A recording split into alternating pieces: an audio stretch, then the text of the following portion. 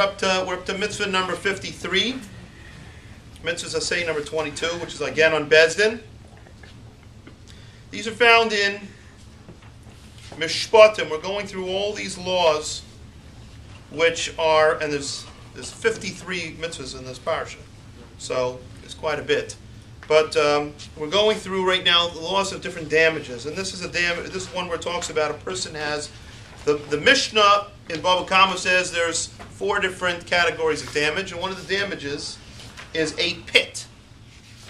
Okay, we're going to see. I'll explain this a little bit further now. This is found in Shemois Chaf Aleph, Pasuk Lamed Gimel, Shemois, chapter 21, verse 33. It says, "V'chi yiftach ish bar," if a man should open a pit. It says, "Ki yiftach oy ki yichre," or if he digs a pit. Now, it's a mitzvah on Bezdin to judge cases of damages or injuries which were caused by someone who left a pit, a ditch, or a cave, or anything like that. That's the mitzvah that it says in the Torah, which were left in a place which could cause a hazard.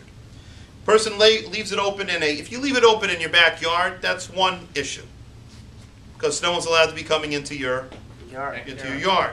But if you leave it open in a public area, or if you dig it, or if he opens it or uncovers an existing pit and you leave it uncovered, he's then considered the owner of the pit. So if you open it or dig it, you become the owner of the pit. You're responsible. That's right. Because you dug it. Therefore, and if a person or an animal falls into that pit, trips into it, then the owner, meaning you, who opened it or dug it, is liable for all the damages. Now, in a case where an animal falls in and dies, if the pit is more than 10 tfachim deep, 10 handbreadths, then the owner of the pit must pay for the animal's loss. However, if the pit was less than 10 tfachim, I'd say less than 40 inches deep, then the owner of the pit does not have to pay for the dead animal, because all he normally pays for is damages. You don't pay for the loss, because we assume that an animal, when he falls into a pit that's less than 40 inches deep, is not going to die. He'll get damaged. He'll break a leg, break a couple ribs, whatever, but it's not going to die. So if it died, that's not your responsibility. We don't assume that. Now, if a person falls into a pit and dies, then the owner of the pit, in that case, is free of damages.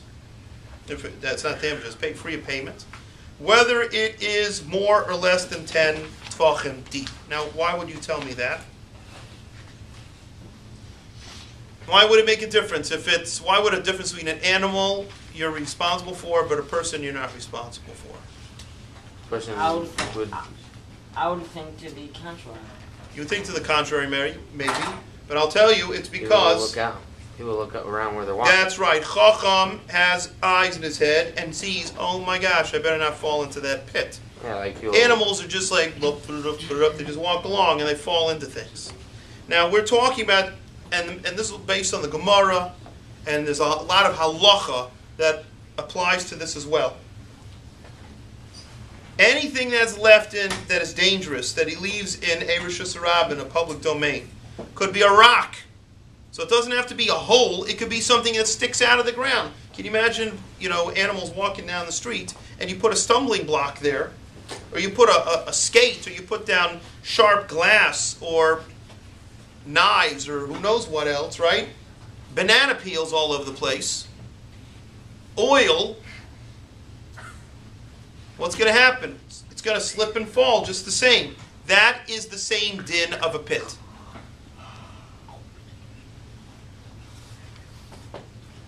That is the same din as a pit.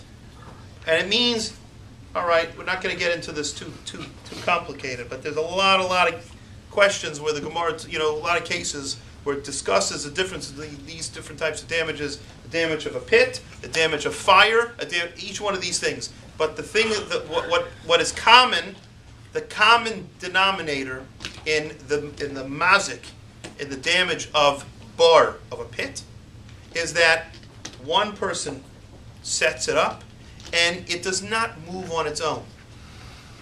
It doesn't move. Just like a hole in the ground doesn't move. The same thing, a rock doesn't just move on its own. Now, if a rock would be flying through the air because of wind, that is no longer the damage of a bar of a pit. That changes to a different mazah called Eish.